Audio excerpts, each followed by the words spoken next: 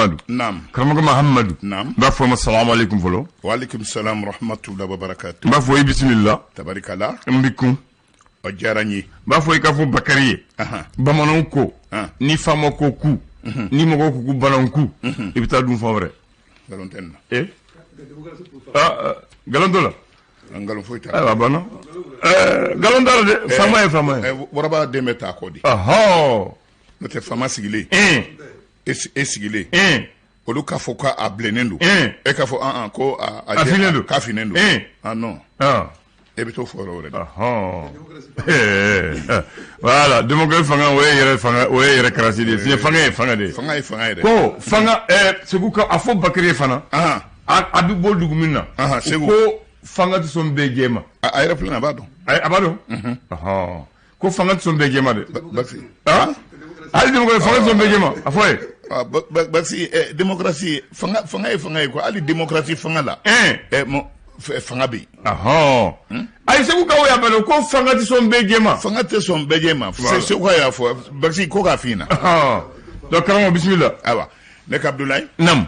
An b'an ka auzubillahi mina shaitan rajim bismillahir rahmanir rahim bi ye juma ye. Naamu. Février kalo tile 5 san 2021. Naamu. A bila an sira yɛrɛ la Ala kan tile yɛrɛ la. Amin ya rabbi. Gafo b'an bolo. Gafa b'an bolo.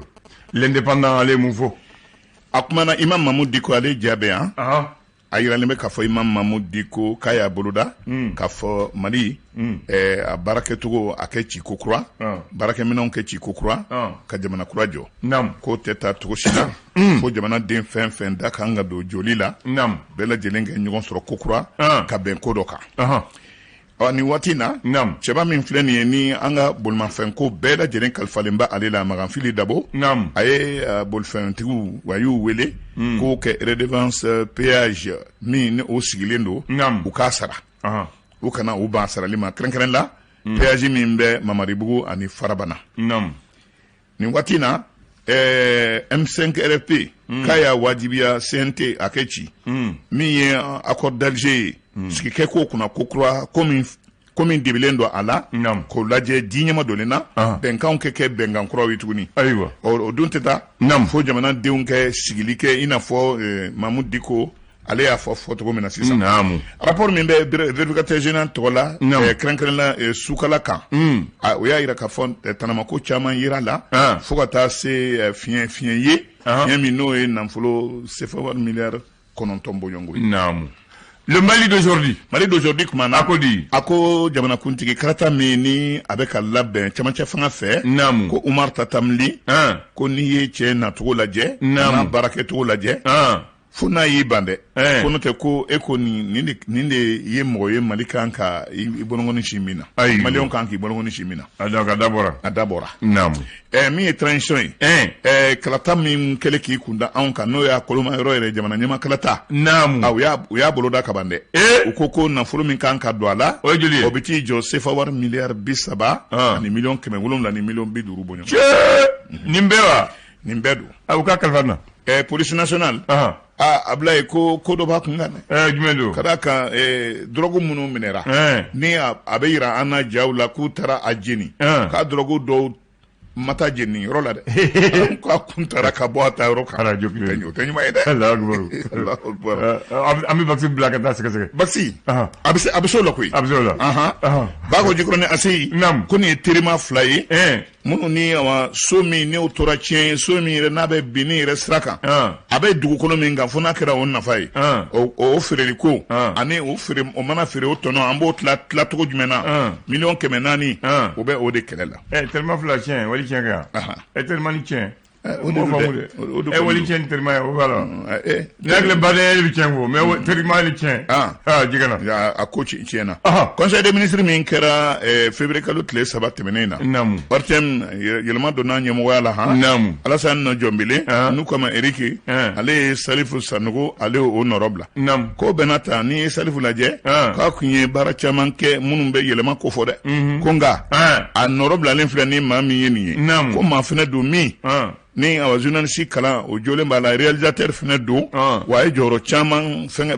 kɛ ORTM na yan'u ka kɛ conseiller ambassade la Éthiopie a kɛ na tuguni u k'a kɛ conseiller chargé de mission ye fanga bɔnna min ni o ye kunnafoni ko lahalayaw ye kɔsan na n'a kɛ directeur ye Alassane Diomele ale tun ye chef de cabinet di ayiwa directeur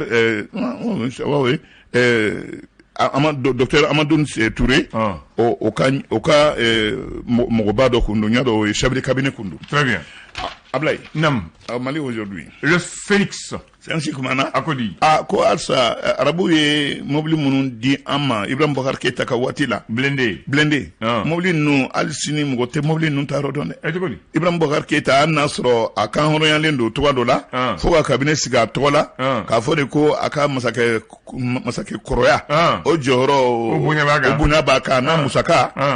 Ko dona na tawla mobili bi shege mi ni adira Émirats Arabes man fɛ olu o ko tolen bɛ dibidibi la jamana kɔnɔ ko e ko n'a fɔra ko wuli bɛ kɛ ko k'o sɛgɛsɛgɛ ko e k'o tɛna ko latɔ a la wa an ma wuli de an ka mobili da ma min a b'a wuli an ma ɲinɛ an ka mobili de Nam.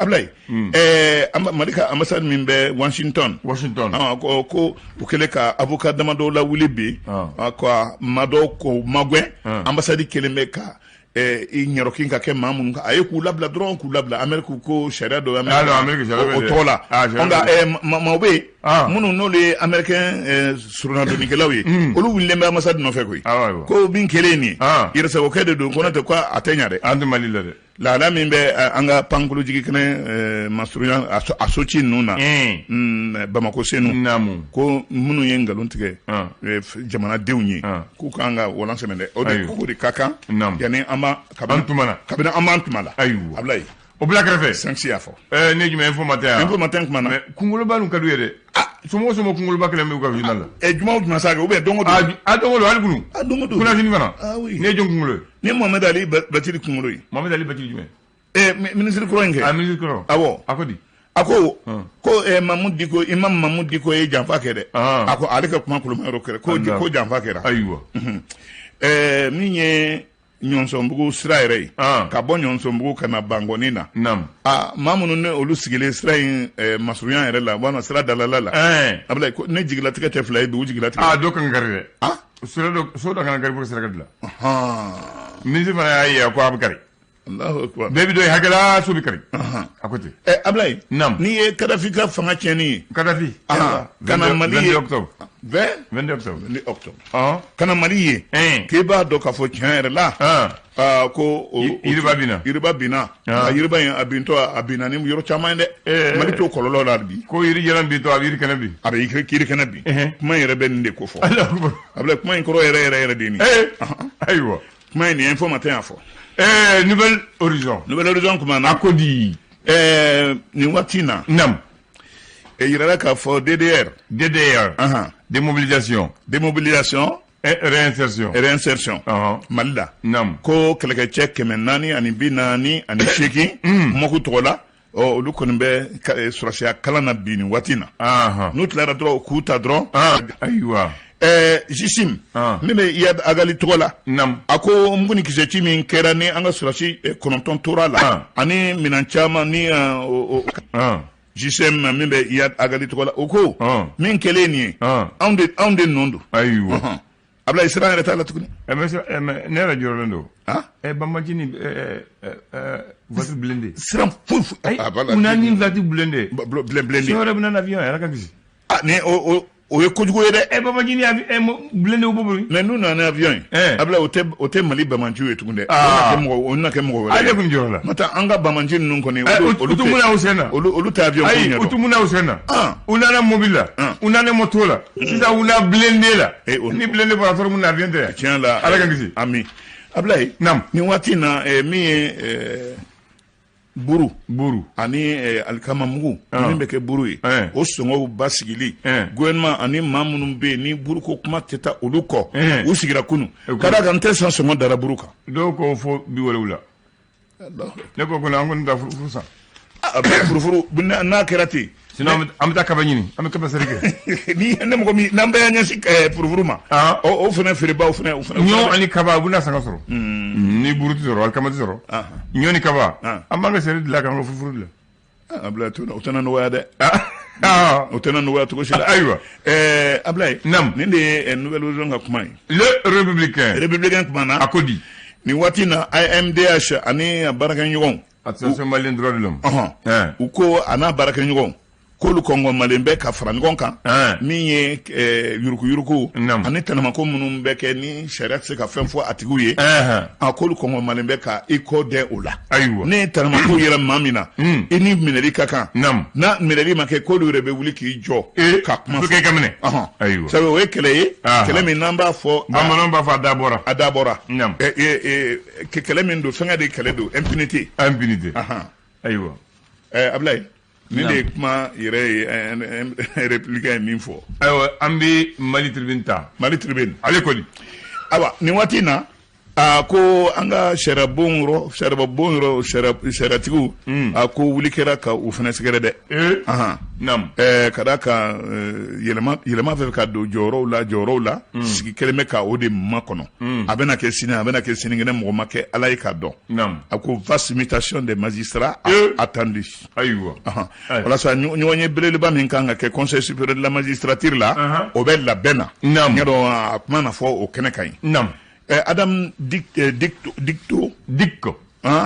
directeur exécutif ONG Agicad ko mi accord kuyi ko ale hakilila ka fɔ gɛlɛya foyi t'a kɔnɔ a fɔ ka tɛmɛ k'a ka tɛmɛ a fɔ an ka yan bila a ka yan bila AC 2000 maître Baber Gano min ye ministre kɛ Ibrahim Boubacar Keita ka waati la a k'a n'a sigiɲɔgɔnw k'a kɛlen ka a sigiɲɔgɔnw diminen don a kɔrɔ bi a sigiɲɔgɔnw fununen don a la ayi o man ɲi ko bɛɛ k'i tɔɔrɔ a ka sɛnɛ bɛɛ b'a fɔ bɛɛ y'i bila UNTM u ni gouvernement kun bɛnnen don ko dɔ la nka Ablaye bɛɛ lajɛlen kulera bɛɛ ye tɛgɛrɛ fɔ ko a bɛnkan bɛ ka na ko nka ani u nana ye k'a fɔ u bɛnna min na bolonɔbila sɛbɛn o tuma sera tuma min na ko dɔw bɛ yen gouvernement y'i yɛrɛ minɛ dɔɔni ka d'a kan a siranna a kɔlɔlɔ ɲɛ naamu u ye fanga yira UNTM bɛ fɛ ka dimi dɛ o ye kan bɔ an bɛ yan Ablaye chaîne min bɛ ka kɛ Cameroun jamana kɔnɔ an bɛ na yan a kuncɛli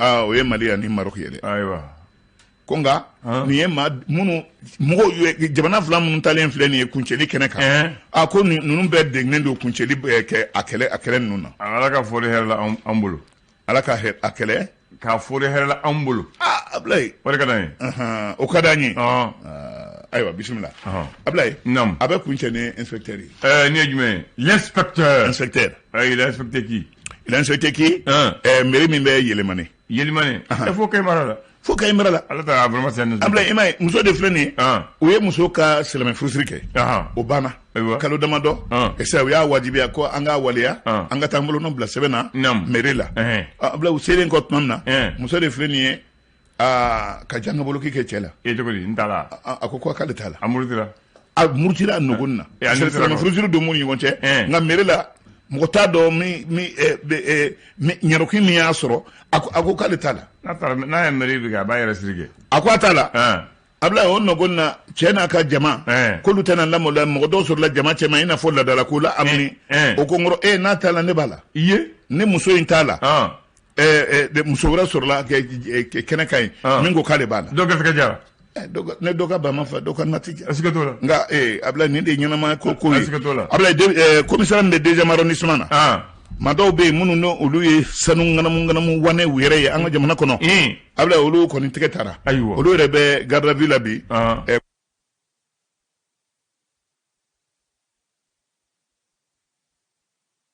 voilà mais ale lamɛnni e kun tɛ a kɛra ka waati la voilà Bakari parce que tuma sɔrɔ ne ɲɛna ne anw ye baliku ye koyi a b'a dɔn o y'a ye a y'a sɔrɔ ale bi san saba la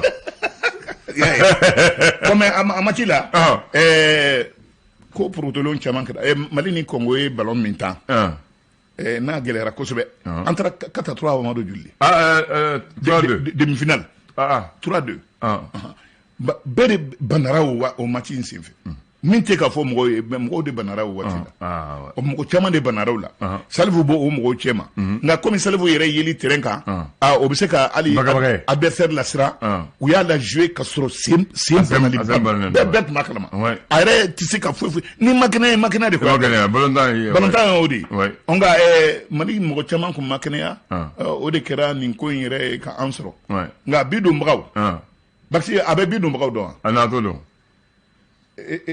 non a bɛ se ka o i kan ka non Bakari hakili ni papier bɛ non a yɛrɛ hakili t'i fɛn minɛ o kɔni n b'o se dɛ o tɛ ɲuman ye